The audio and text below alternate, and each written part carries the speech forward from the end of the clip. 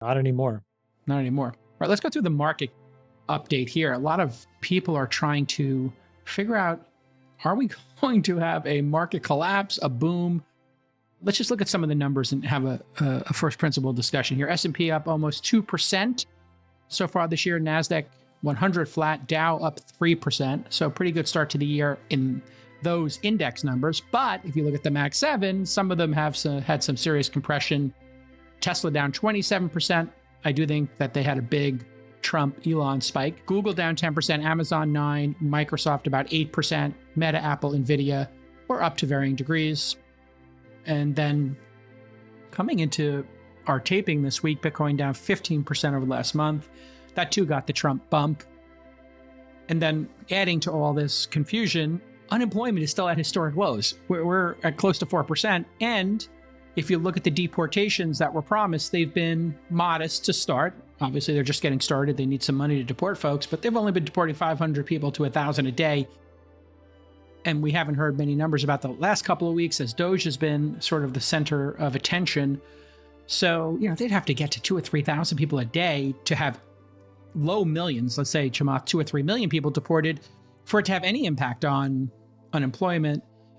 Finally, Act 3, and then we'll get everybody's feedback on this. CPI up 3% year over year. We had dipped down to that nice 2% handle, and now it's back a little bit. If you remember, in September, it bottomed out around 2.4% just in time for the election.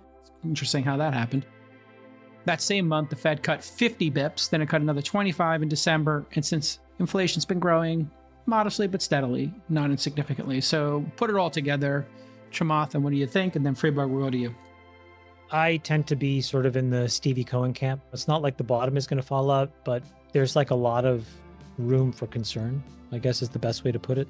Nick, I don't know if you can find that clip that at FII, but he had a very precise summary of how he saw the world. And I frankly just agreed with everything that he was saying. So he probably can say it better than I. When you take a brew of tariffs, on top of that, we have slowing immigration. And in addition, now you have Doge. I mean, that's austerity. We think growth is going to slow to 1.5% from 2.5% in the second half. And so I'm actually pretty negative for the first time in a while. And it may only last a year or so, but it's definitely, I think the best gains have been had, and it wouldn't surprise me to see a significant correction. I think a couple of very specific thoughts. The first is that you're starting to see this compression of the Mag 7 towards everybody else. So this is the forward PE of these guys. And so what you're starting to see is everybody else starting to capture back some of the ground. People are processing what the real upside of the Mag 7 is. Now, if you go to the other chart, what this starts to show you, though, is that Mag 7 is really priced to perfection. And so you have to believe that the world kind of stays the way that it is. Otherwise, you're going to have some amount of mean reversion. So I think the stock market on the margin is a little expensive and not particularly that attractive. Second, the bond market has basically said, okay, we are going to give you credit that Doge is going to work and that tariffs are going to work. So we've had some pretty meaningful compression in the 10-year, which I think is really interesting. I think it's very good for Besant and for Trump. And I think I've mentioned this before, but we got to go in and, refinance $10 trillion in the next 6 months. So you could see this thing maybe even get under 4% if we get a good string of data.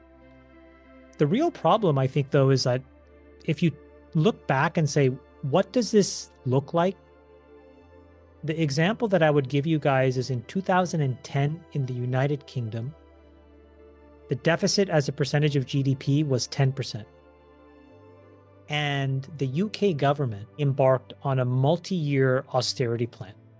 And they said, we're going to get the deficit as a percentage of GDP back in line. And ultimately, by 2016, it got to 3%, which is where we are trying to get to. And right now, we're a little bit under 7%. We're trying to get it to 3%.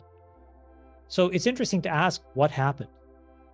And there, the bond market gave the UK government a ton of credit. So they kept rates relatively low and they brought them back from where they were. That seems like what's happening here. Yeah. The stock market kind of went sideways to a little bit down. Let's see what happens here. But the real big thing is in the UK, all of this created tremendous dissatisfaction, and you had Brexit. So I think the question that I have is, if we go through a prolonged austerity program and the frustration amongst the American populace builds, what's the release valve? There, the release valve was voting to leave the EU.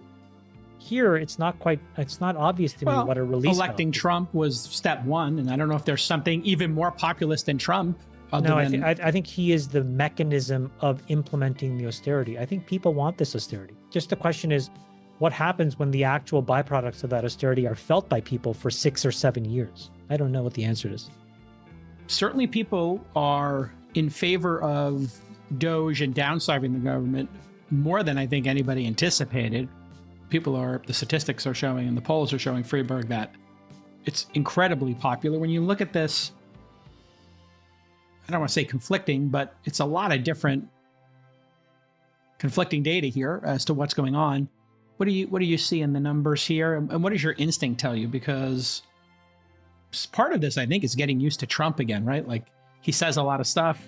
Some of them are scary. Some of them are just trolling and everything in between. So what are your thoughts here? Are markets just adjusting to the new team back in town? The big question in the Trump actions is around tariffs versus the tax cuts that are being proposed versus the spending cuts. Those are kind of the three levers. And there's a very serious sensitivity to the economic outlook for growth and inflation as a function of how far each of those three levers are pulled and how they relate to each other. Is Trump actually going to pull forward the cuts that he has talked about or that Elon's talked about? How real is that? There's a whole spectrum of opinions on that right now. On one end, you're looking at the House and the Senate reconciliation process for the budget proposals that they've put forth, and you're going to scratch your head and be like, are we really cutting enough relative to what the economists and others are telling us we need to do? Meanwhile, you've got Elon and Trump saying, hey, we're cutting, we're saving, we're going to get to $1 trillion a year, but that's not showing up necessarily in the budget. Is it showing up in the actions out of Doge, TBD? So there's a whole spectrum of opinions on the cuts. On the tariff side, there's a spectrum of like how far these tariffs going to go. You know, the United States, up until 18 something, was entirely tariff driven in our federal government's revenue. And it was a way of being kind of protectionary to the industry here. And then over time, the tariffs rates came down and down and down as we introduced an income tax, which started, I think, at 3% right after the Civil War and went to 5% for high income earners. And then obviously in the 20th century, that's totally flipped. Now we have like no tariffs and a 50% income tax for the highest bracket.